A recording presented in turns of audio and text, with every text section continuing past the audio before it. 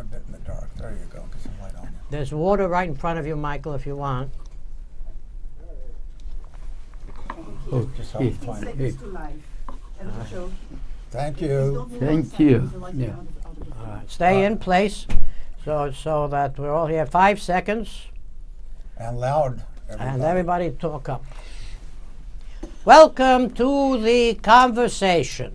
My name is Shannon Taylor. It's irrelevant tonight because of the experts we have, first-hand witnesses to the devastation, to the Armageddon, to the Ragnarok, to the annihilation of the peoples of Europe, in particular the Jews, during World War II from 1939 to 1945. We'll be concentrating on Poland, as Poland has decided to put at issue its complicity not only of individual Poles but of the nationhood itself with the Nazis as the Nazis were destroying Poland.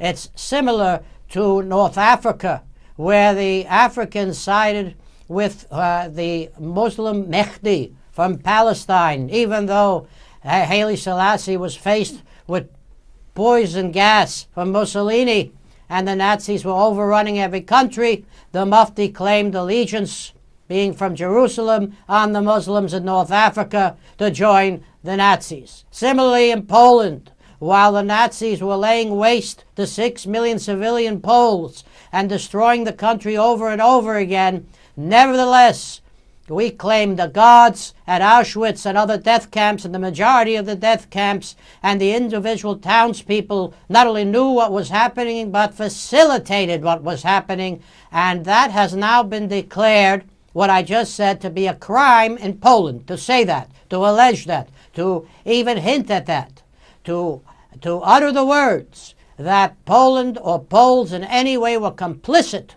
with the Nazi annihilation of the Jewish community of 3.5 million in Poland, which, as Dr. Michael KESLER, our distinguished guest tonight, and my former neighbor and friend from Paramus, New Jersey, just found today, a dear friend of my father, Michael Taylor, brought by our expert on the panel, Rabbi Bernhard Rosenberg, Emeritus of New Jersey Holocaust.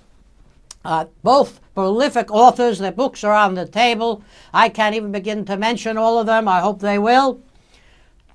The Poles actually want to rewrite the history instead of saying mea culpa, or we are sorry, as many have done before. The new parliament, so-called, and the new prime minister, devoid of communism, they didn't even say this under communism, has declared that according to the prime minister recently, there were Polish Nazis, there were Catholic Nazis, and there were Jewish Nazis, and you cannot make a distinction. And if you declare that the Poles helped annihilate the Jews down to 300,000, or 3% of the former Polish thriving communities, then you will go to jail and pay a heavy fine.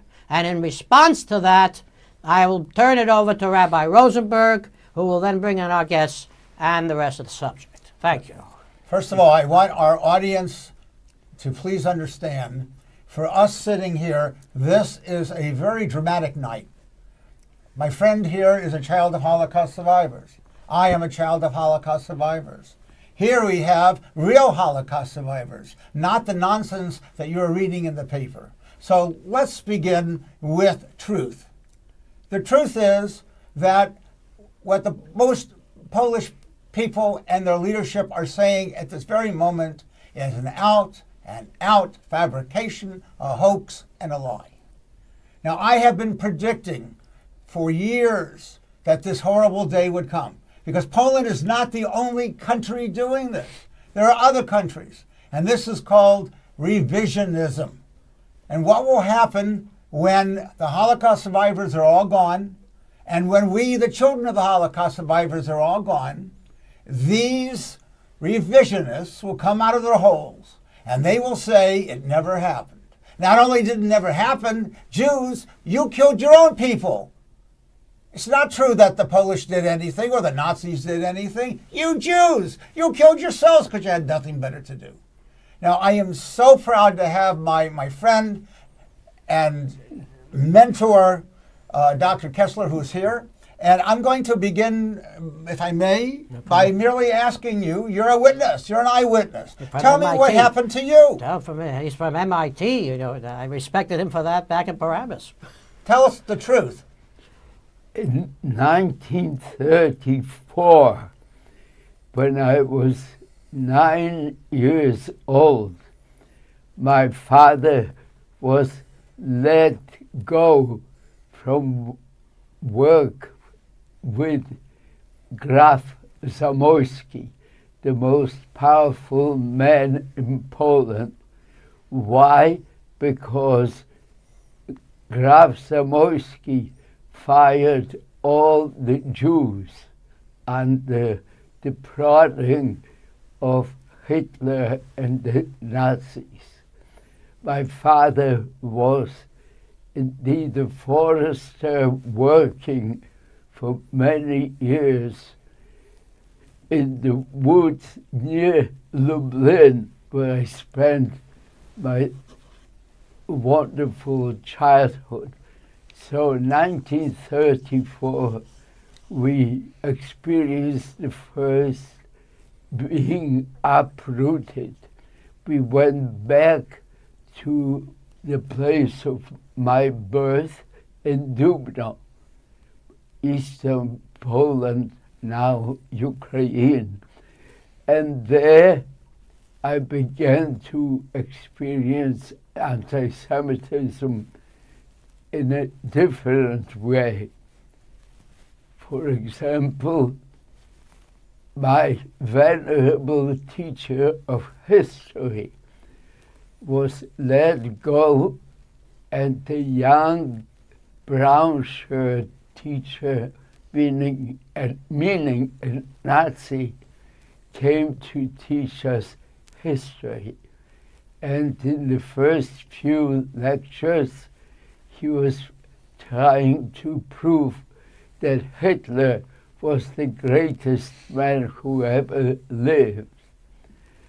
My fellow young student sitting next to me chuckled, upon which the teacher pulled him out, pulled his trousers down, leaned him against a chair, and began beating him with a cane until the poor boy bled. When I told the story to my mother, she took me out from public school and sent me to a Jewish school in Ostrov.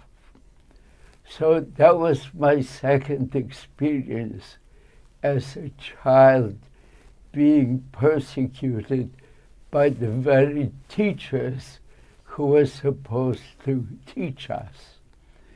And then my aunt, who was an associate professor of history in Warsaw, came home from Warsaw with a child because the teachers of the university were let go as well if they were Jewish or had a trace of Jewishness.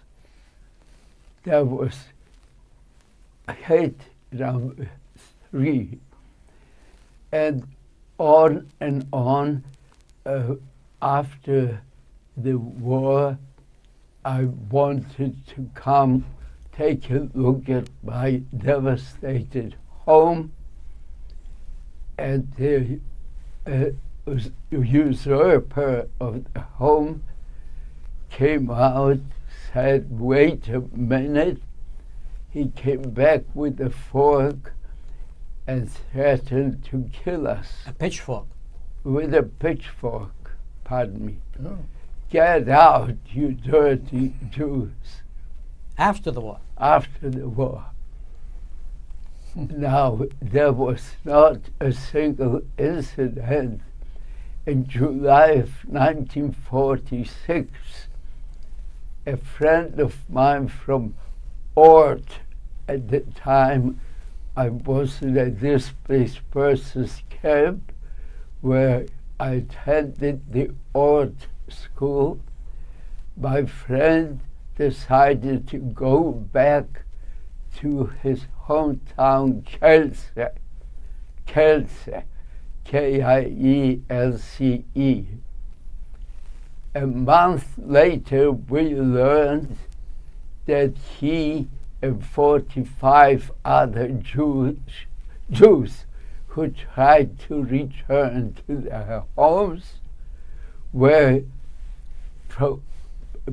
killed in the pogrom. So those are my memories of Poland, how they treated the Jews. Throughout, from the beginning, before the war, decades before, through the war, and after the war. Yes. The same philosophies as the fascist Nazis. The same treatment. Let me point out that Dr. KESLER has written numerous books, Shards of War, Play Grit, and your father has written a number of books. Your father was in the underground and a partisan and a hero. In the Jewish resistance. So we have real people here. But let me tell you the following. But 1 second. My father, when did you flee Poland? You were born in Warsaw. 1922. And when did you flee? 1924. At the age of 2? Yeah, at the age of 2. We left Poland because of the anti-Semitism. The pogroms were that bad? Yeah, very killing Jews at that time. Real pogrom. And you went alone with your one-year-old sister and mother? Yeah. And your father joined you? Oh, yes. And you had plenty of family in Poland? Yes. And most of them did not survive the war? No, not at all. Hundreds? Hundreds. And then later on, when bombs fell on Belgium, you were taken by train to flee to southern France, but you were separated from your family by the French to join the Polish refugee army in France, yes? Yes, yes. And how did the Polish refugee army treat the Jews? They treated awful. They were just staying 6 hours in the sun, and people were losing their ground, and some died. They were going unconscious. Yes, unconscious. That was the goal of the Polish refugee army outside of Poland, while the British were almost at Dunkirk to be surrounded. Right. They were still killing Jews. Jews. And who saved you from death from the Poles? The French. The French, yeah.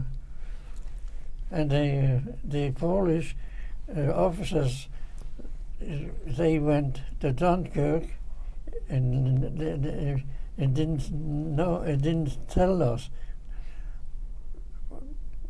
So we were left alone. So we went back home. Michael, is this similar to your memory of Polish actions towards Jews? Well, I spoke of my personal experiences, but I'm an engineer, and I respect numbers that are proven. The numbers with respect to the killings of Jews in Poland are horrible. That is, 3,300,000 Jews were before the war. What remained was a tenth of them, 330,000, according to Lucy Davidovich, who wrote a very important book, Hitler's war against the Jews. Now, out of the 330,000 who survived the war, Polish Jews, most of them survived by fleeing Poland, as my sister and I did in June of 1941. And at the end of the war, they returned to Poland. 250,000 of them went on to displaced persons camps, and yes, many of them ended up in the Haganah, helping to liberate Palestine for the Jews, and later build Israel. So the point is that out of those who were saved in Poland proper, not in the Soviet Union, were a meager less than 100,000, constituting, if you can do the numbers quickly, 3% of the surviving Jews. In other words, 97% of the Jews were killed in Poland. My father also went to Palestine, rescuing his 3 hidden sisters, and joined the Haganah after he was in the resistance. As we've said, that's him over there in the corner with German equipment seized from a train. They derailed. So it's interesting that these Polish Jews, Rabbi, what do you think, that the Polish Jews should go to Israel so much? Well, this is my book, Echoes of the Holocaust. My father, my mother, me. They were from Poland. We own property in a town called Władysław. The parking lot for the municipal building in Władysław belongs to me. They're not going to give it to me. And guess what? They're not going to give it to any of you who had property in Poland. Also, let's tell the truth. Were there righteous Gentiles? Of course there were. Not enough. And those that there were, we have honored. But to walk around and say that the Poles, they were also the victims, and you can't blame them, it is very interesting. Yes, they were victims. And some people are even saying from Poland, the leadership, that Jews were busy killing Jews. Now, okay, let's tell the truth, because you have to learn Holocaust history. Were there capos? Yes. Were there horrible people on all sides? Of course there were. Don't romanticize the Holocaust. There was the good, the bad, and the ugly. But you know what? There was a lot more ugly on the Polish side than almost any other side in Europe. Rabbi, you see before you 2 people in the 90s, and they survived. What kind of strength do they represent that they survived this persecution in their youth, and they have families, children, they made very good livings. Michael KESLER became a doctor, engineering from MIT. My father, an entrepreneur, and supported me through school. What accounts for this? From the ashes of a burnt Europe, and the others built up Israel. For 600,000 Jews, almost in the ovens, built up against 7 invading Arab armies. The Israel everybody envies today. How is it possible except from God? Yes, and the flame of God cannot be extinguished. And that's why you and I are sitting here felling, having nachas, having enjoyment from seeing both of these gentlemen. Now, your father I've known for quite a while because I've known you for a while. Dr. KESLER and I have become very good friends. He's a genius. MIT. He's written so many books. He knows so much. It's unbelievable. And at his age, he's still out in New Jersey and in New York giving orations and talking and giving musical recitations on Europe. And by the way, he's blind. So even being blind, the man has the unbelievable courage to do what he does and the strength to do what he does. Would you say that most of the rabbis in the Holocaust who told the Jews not to follow Jabotinsky and go to Palestine when they could were also entirely blind in a different sense? I absolutely agree. In fact, the rabbis today are blind. How many Holocaust programs do you see today where rabbis are saying, Poland, how dare you do what you're doing? Do you see them? I don't see them. Do you see them at rallies? I see them at rallies for everyone else, for every other minority, but not for the Jews. I don't see them for rallies for Israel. They were invited on this show. Are they here? No. In fact, they were going to come and gave us a lie because they got cold feet. Now, remember in our day when there was a rally for Israel or for Triple SJ, for Russian Jewry, there was 250,000 people around the United Nations. Now you're lucky to get 50. You know, Jews, wake up before it's too late. I'd like you to ask Michael what he thinks of the March of the Living. My father and I would never go to Poland to see Auschwitz and to give the money into Poland, even though I love to travel.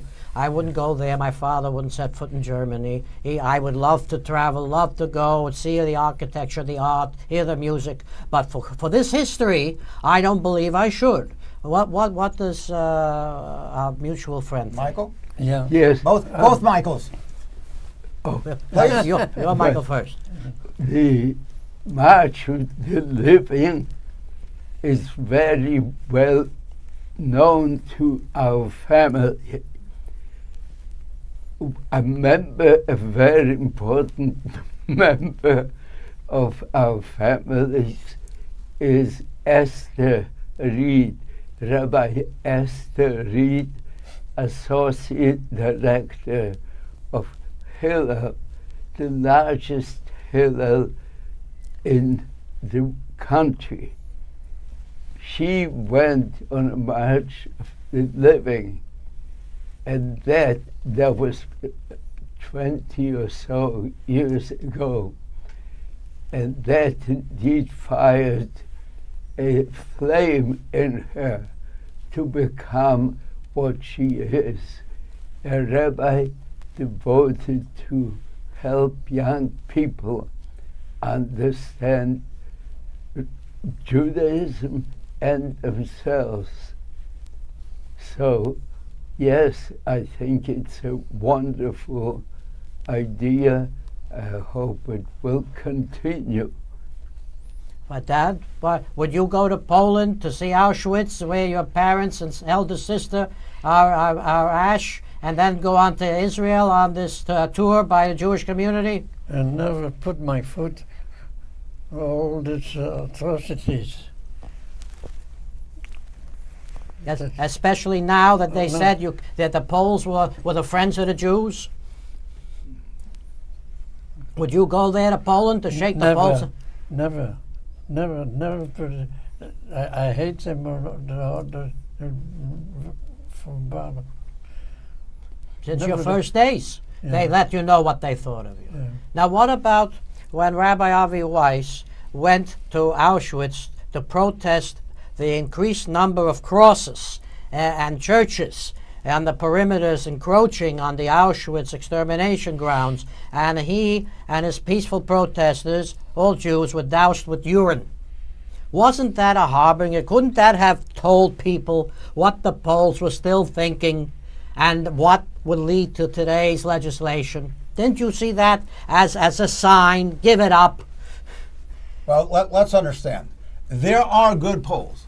There are Poles that are working with Jewish groups to try to have harmony. They do exist. They're not in power. But they're not in power. Now you just said the magic word. So the people that are in power right now, you see, Purim's coming up, right? And this is Haman. Haman has risen his head. And I beg our rabbinical leadership, get your head out of the sand and the ground. Say something. I haven't seen any rabbis say anything yet. The only one in the papers is me, and I'm being attacked by this one and that one. What is going on in this world? What are they responding? Nothing. They're silent. No, I mean the Poles, the Polish community. What kind of animosity is coming? Well, what's happening is the more that Poland attacks Israel and the concept of the Holocaust, the more the Jews are attacking Poland, and the more that Poland is attacked, the crazier they're getting. So this is not good, and it's going to get worse. What started? Israel protested Poland's legislation and asked them to retract it. But what started Poland's legislation? What was the impetus? The impetus was they were sick and tired of people saying that the concentration camps were Polish concentration camps, not German ones. Any idiot, any fool knows that they were German concentration camps in Poland. Right. Why this had to become a whole issue, I don't know. But the majority of the extermination camps were in Poland. And everybody knew for hundreds of miles you could smell the extermination. And you could see the trains coming. And it was seen from the air and the ground and the neighboring villages. And Michael has just testified that after the war, the same hatred continued. So who is supporting this Polish attitude, and with what facts that they are guilt-free?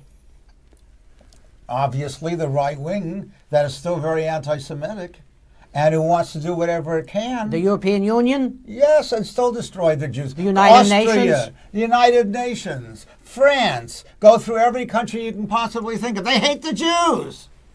They hate the Jews. Well, so why Nothing wouldn't they be proud of it? Why wouldn't they say, yes, we helped Hitler and that was what everybody wanted? Because that's not politically correct for them to say. But they want to do it again. They That's want to true. deny it in order to do it again. So how does that mean? I agree. Do you agree, both Michaels? Right. I have nothing to add to this. Based on your research and your writings, Yeah. have you come across anything which exonerates a majority of the Polish civilization from hostility towards the Jews during the Nazi occupation? Well, I can not again talk about the majority, but it is true that Polish children are taught bad things about Jews. That was true from the moment that Hitler came to power, and maybe before, and that would be before my time. And when you teach children to hate, that somehow is so much easier than to teach love. And that was the Hitler Youth, and that's the Arab Youth, and that's the PA Youth and Hamas. And I want to thank you, Dr. Michael KESLER. Love to your daughter May, who I know since first grade, who was so successful in her business. And we must get together, and you must do. Rabbi Rosenberg, for uniting us. Thank you all. And thank you for asking me to come here. Just to see my father and you together with me and Rabbi is a machaya and a testament to Jewish survival. Thank you very much. Thank you.